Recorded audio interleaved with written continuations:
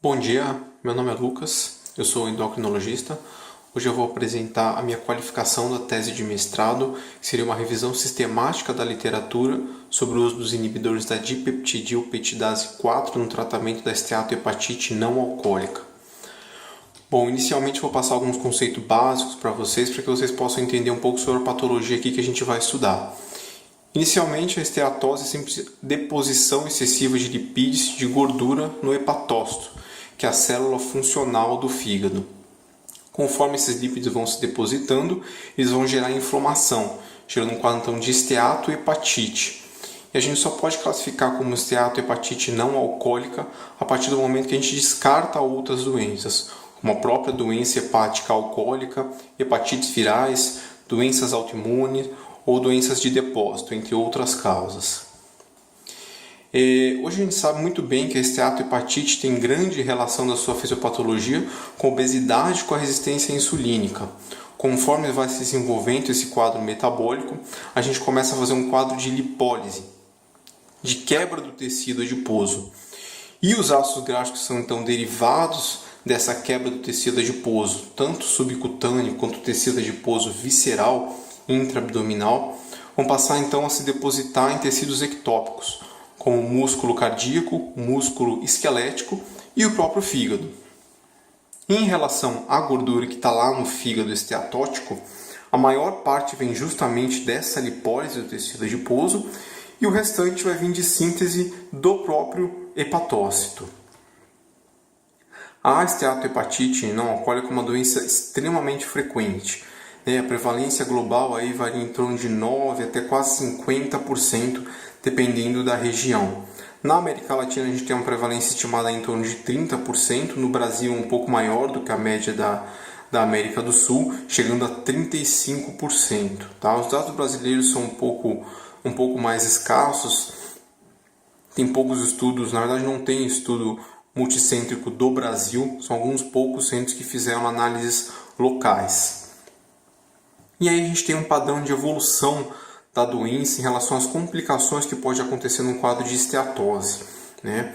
A esteatose vai evoluir então para um quadro inflamatório, que é a esteatohepatite, em cerca de 40% dos pacientes, no período de acompanhamento de 6 anos. E esse quadro de esteatohepatite pode evoluir então para cirrose, em torno de 25% dos pacientes no segmento em 20 anos.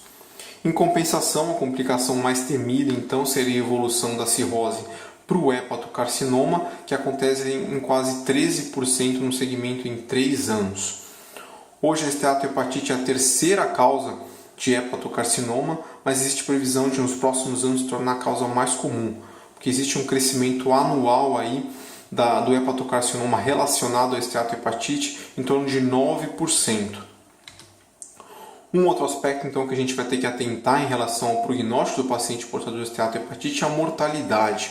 Então, se a gente for comparar as causas de mortalidade de um paciente cirrótico de origem esteatohepatite não alcoólica versus um paciente que tem uma cirrose por vírus de hepatite C, existe uma prevalência muito maior da mortalidade por doenças cardiovasculares nos pacientes que são portadores de esteatohepatite não alcoólica, quando a gente compara com os pacientes portadores de hepatite C.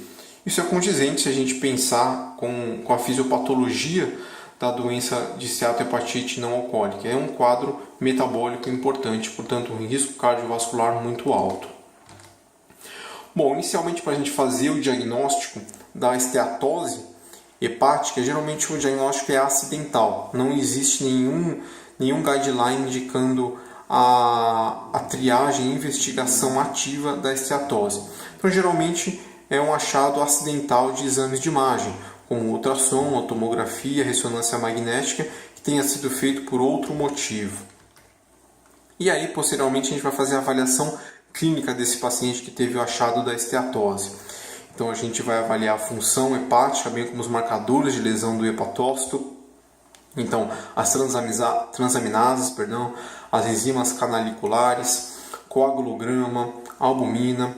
A gente vai avaliar os parâmetros antropométricos desses pacientes, já que a gente viu que a obesidade e a resistência insulínica é um fator de risco importante. Portanto, peso, altura e IMC, circunferência abdominal, relação cintura-quadril. bem como o perfil lipídico e o perfil glicêmico.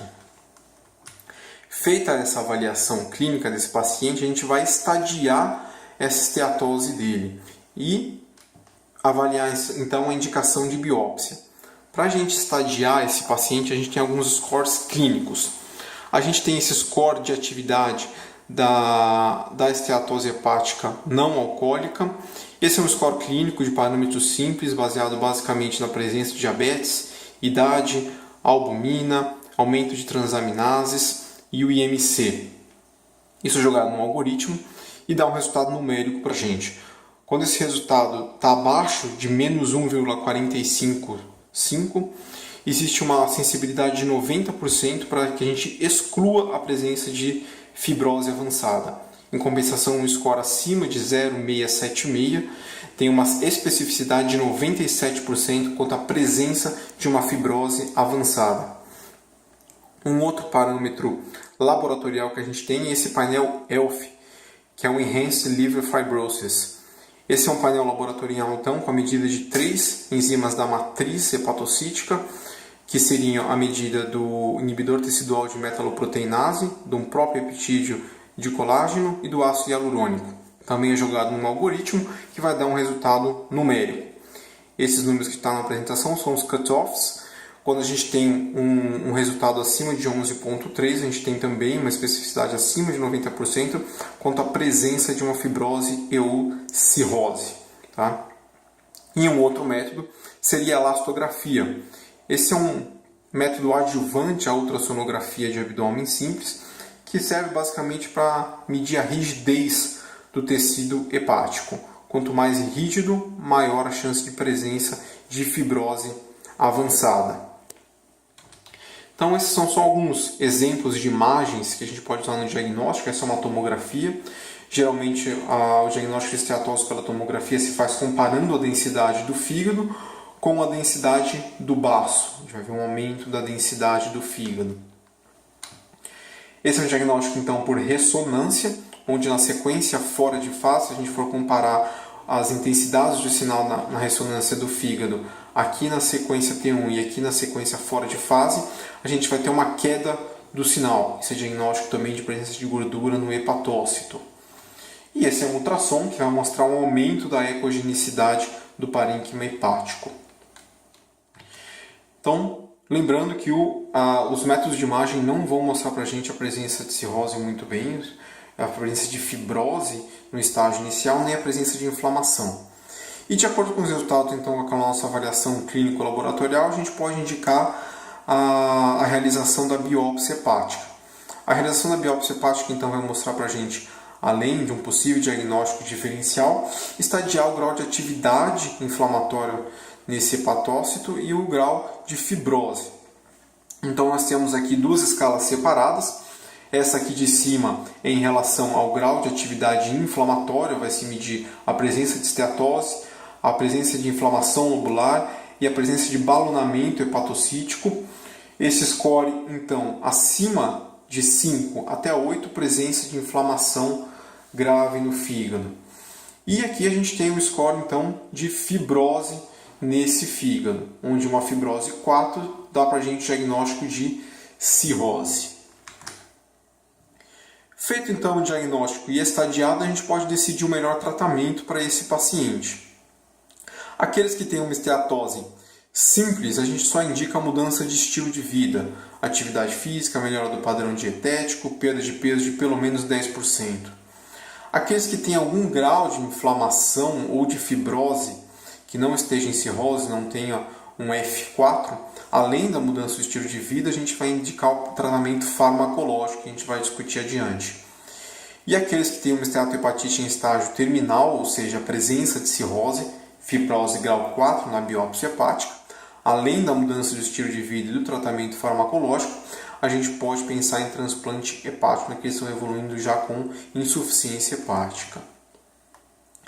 Então, o tratamento farmacológico vai estar voltado para aqueles portadores de atividade necroinflamatória.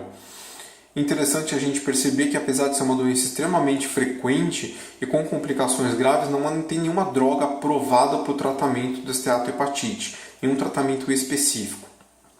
A gente tem diversas drogas que já foram testadas, a vitamina E, que é um antioxidante, a pioglitazona, que é um antidiabético oral sensibilizante à insulina, pentoxifilina, que é um vasodilatador também com ação anti-inflamatória. A gente tem a rosuvastatina, que é um antilipemiante, assim como a ezetimiba, de outro mecanismo de ação, e os inibidores da dipeptidilpeptidase 4, que é o nosso alvo de estudo.